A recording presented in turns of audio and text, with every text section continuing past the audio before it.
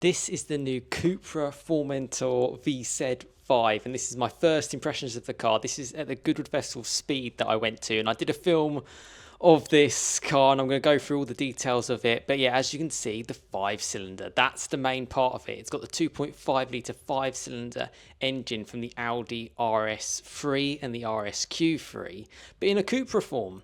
And yeah, the first thing I did when I went there, I asked them to open the engine bay just so to take a good look at it and to see what it looked like inside the car with the sort of the extra, obviously the Cupra sort of golden parts, 390 horsepower, 4,000 units in the UK, and as you can kind of see here, I popped inside as well the Formentor just to have a little look to see what it was like with the infotainment and the setup, and actually I really liked it.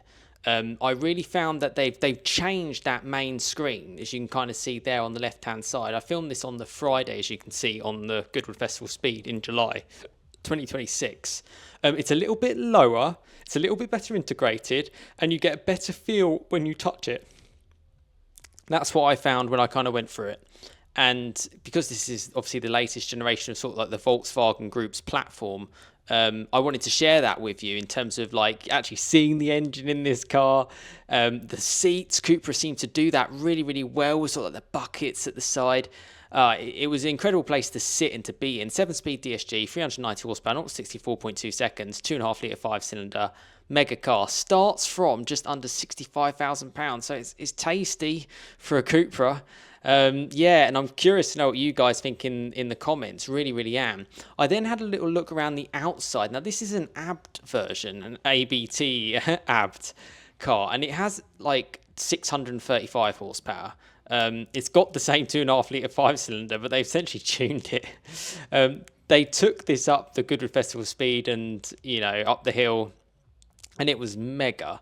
But obviously on the outside, this is going to be exactly what any VZ5 Cupra Formentor looks like, except they've got a few extra stylings from ABT. So yeah, take it with a bit of pinch of salt with some of the extra carbon fibre. Yeah, but obviously they were showcasing this sort of part of the car, and obviously what it's capable of. I mean, 635 horsepower is mega. What I was trying to think about with this 2.5 litre 5-cylinder, and you can see the carbon fibre mirror there, was is it worth it? And why wouldn't you just not go for an Audi RSQ3? Well, I'm still in two minds of that. There's the Cupra wheels. You've obviously got the bigger brake setup as well. I'm going to say it's like 6 pistons. People can let me know in the comments what they think about that. Obviously, dual ventilated discs. But you see it's sort of like matte black plastic on the arches and then carbon down the side. It was a little bit mismatched, this one.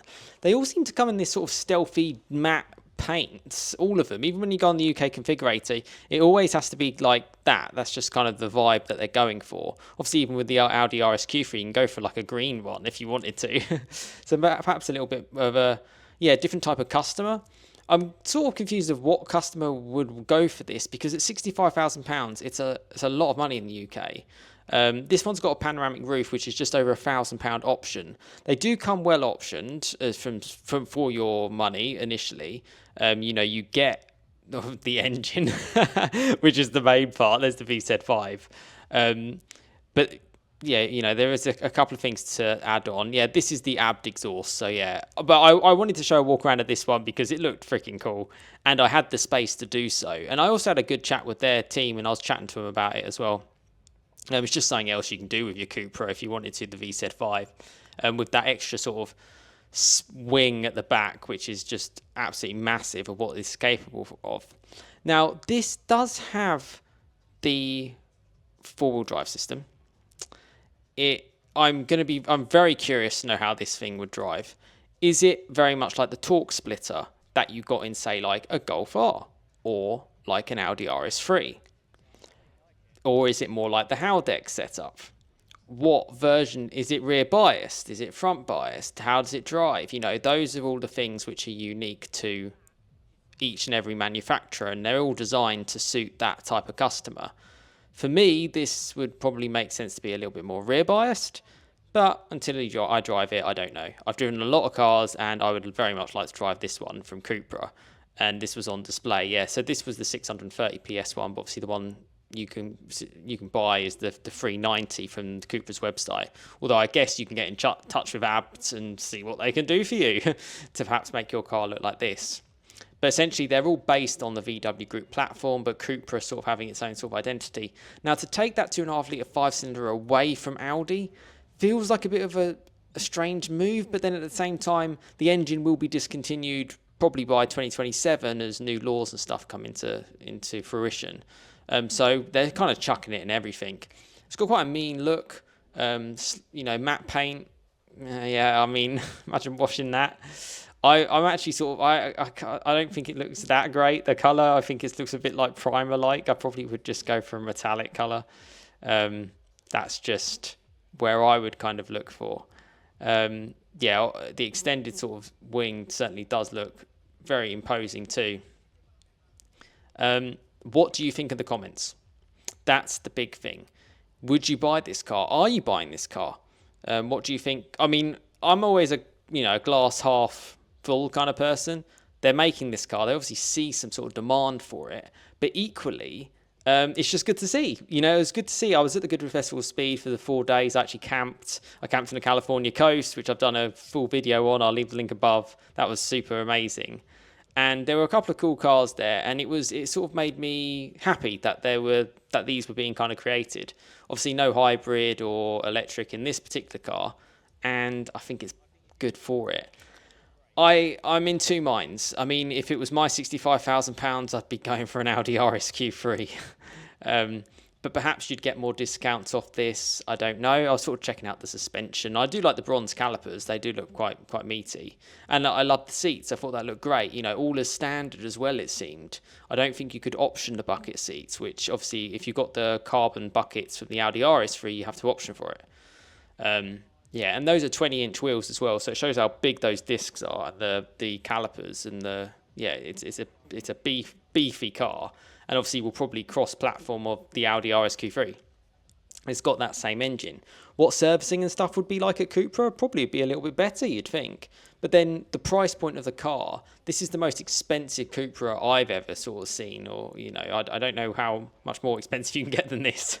You obviously get like the Ateca Cupra, which looks quite cool. This obviously just has a little bit more sleeking lines. And as I kind of stood here, I was chatting to the AB team about it. And obviously that engine's got huge amounts of potential, which is clearly what they were trying to showcase. And I guess that's a lot of kind of like the stats about the car. Is there too much more to say? It's Akebono brakes. That's what I know. 480 newton meters of torque, and a 7-speed DS3, and apparently, it has the rear torque splitter, and apparently it does also have a drift mode. So there's no reason why this wouldn't be very similar to like the likes of the Golf R, or even perhaps more dynamic than the RS Q3. It's going to be an interesting one to see. Well, to kind of see it on the road, and also the sound as well. How have they done that in 2026 to really make that engine roar from the exhausts? And it's an iconic engine. Is it worthy of a Cupra? Well, I guess the sales was, they're offering 4,000 to the UK, which I think is quite a lot for a car of that kind of price point. I really, really do. And 64,495 on the configurator, and the colours are like dark void, matte grey, century bronze matte, grey matte. They're all sort of matte and grey. That's all you can really get. And the 20-inch copper alloy wheels, you just get the standard. The interior is always standard. The only real option you can do is the panoramic roof, and then a different type of colour if you wanted to go for that on your car. That's the thing. The bronze looks quite nice. There's nothing else. So you could, if you option a colour and the pan roof, it's sort of like 66,870. I think that's the most you can kind of spec it to. So it's kind of got everything as standard that you'd want. Let me know your thoughts in the comments. What do you think of the Cupra VZ5?